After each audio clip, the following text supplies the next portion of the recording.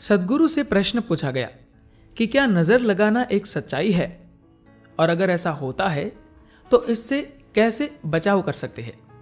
जानते हैं सद्गुरु से।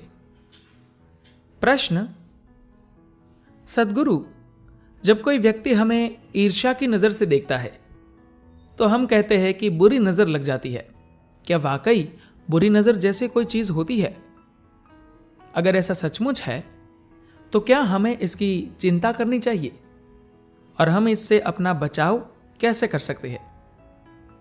सद्गुरु कहते हैं, अगर आप अपने माथे पर लाल रंग से आंख बना ले तो बुरी नजर नहीं लगेगी। यही वजह थी कि भारतीय महिलाएं अपने माथे पर लाल रंग की बड़ी बिंदी लगाती थी। धीरे धीरे उसका आकार घटता गया। पिछली पीढ़ी तक यह काफी बड़ी हुआ करती थी। धीरे धीरे यह नाम मात्र के बिंदु तक आ गई। पहले यह बिंदु एक खास तरह के पदार्थ से बनाई जाती थी। इसे बनाने के लिए हल्दी व चूने का इस्तेमाल होता था, जिसको लगाने से त्वचा पर कोई नुकसान न हो। खासकर अगर कोई महिला बहुत सुंदर होती तो उसके चेहरे पर बड़ी सी बिंदी लगाते थे, क्योंकि स्वाभाविक तौर पर लोगों की नजर वैसे इंसान पर पड़ती है जो शारीरिक रूप से सुंदर हो।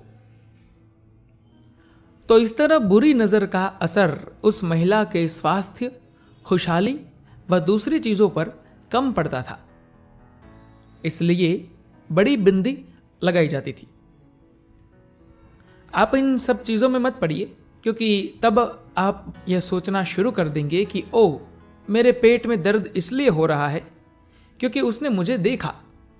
हां, लोग चीजों को प्रभावित कर सकते हैं। अगर मैं एक गिलास पानी लेकर उसे 1 मिनट तक देखूं तो पानी का मॉलिक्यूलर स्ट्रक्चर बदल जाएगा, और इस बात को हम साबित कर सकते हैं। यह बदलाव सकारात्मक भी हो सकता है और नकारात्मक भी। दोनों ही स्थितियां संभव है। किसी बिंदु पर फोकस किया हुआ मन बेहद शक्तिशाली होता है।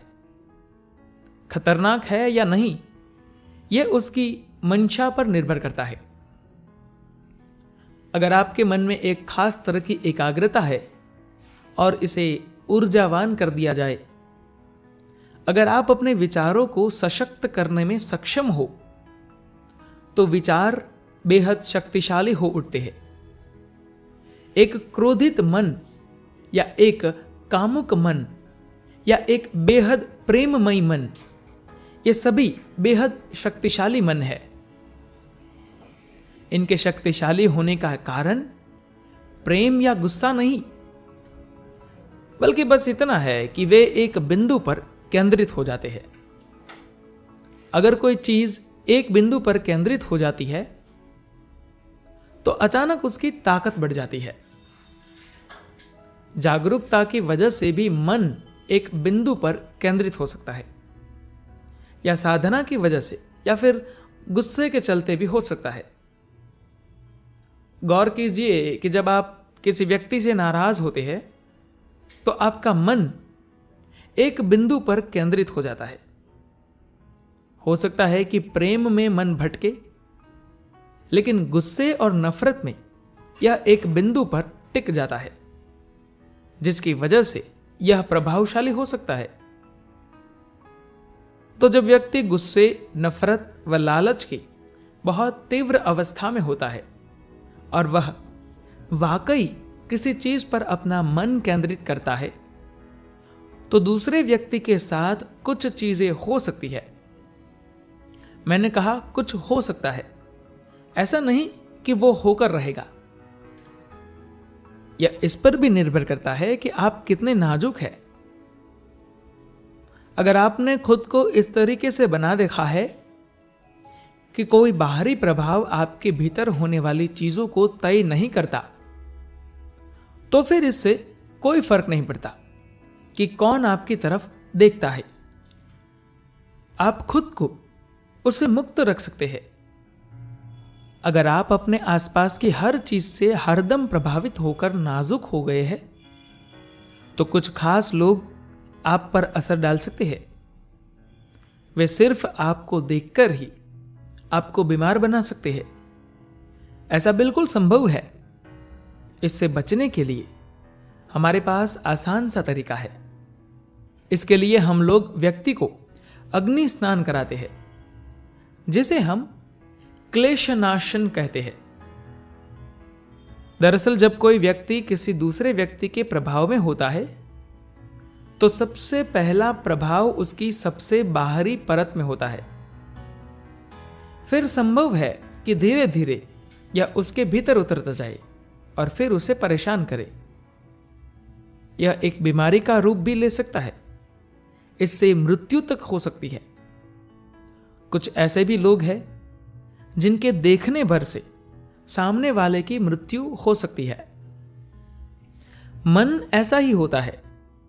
यह कई तरह से आश्चर्यजनक काम कर सकता है। इसमें जबरदस्त संभावनाएं छिपी है, लेकिन लोग इससे अलग तरीके का काम लेते हैं। ऐसी जो भी चीजें बनाई जाती है जो जीवन के स्तर को आगे बढ़ा सकती है, जो जीवन बचा सकती है, उसे सुंदर बना सकती है, वही चीजें जीवन को बर्बाद भी कर सकती है।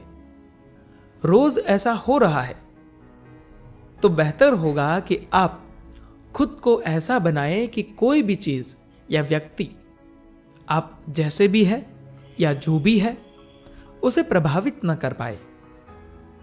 यही चेतना का मतलब है।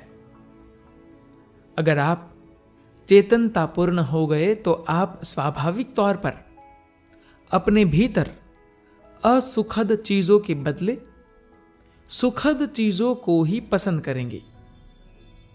एक बार अगर आपने सुखद चीजों को चुन लिया तो फिर आपके भीतर से भी सुखद एहसास ही बाहर आएगा।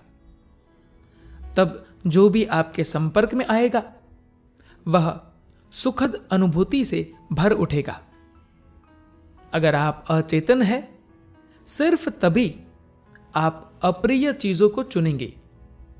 अगर आप सचमुच चेतनतापूर्ण है तो मधुरता आपकी स्वाभाविक पसंद होगी।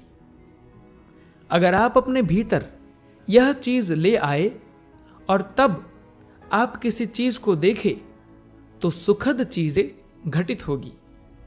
लेकिन अगर आप खुद अपने भीतर अप्रियता से भरे हैं, ईर्ष्या से भरे हैं और तब आप किसी चीज को देखेंगे तो बुरी चीजें ही घटित होगी। तो क्या ऐसी चीजों का वजूद है? बिल्कुल है। लेकिन क्या आपको खुद को इन चीजों से प्रभावित होने देना चाहिए? बिल्कुल नहीं। धन्यवाद।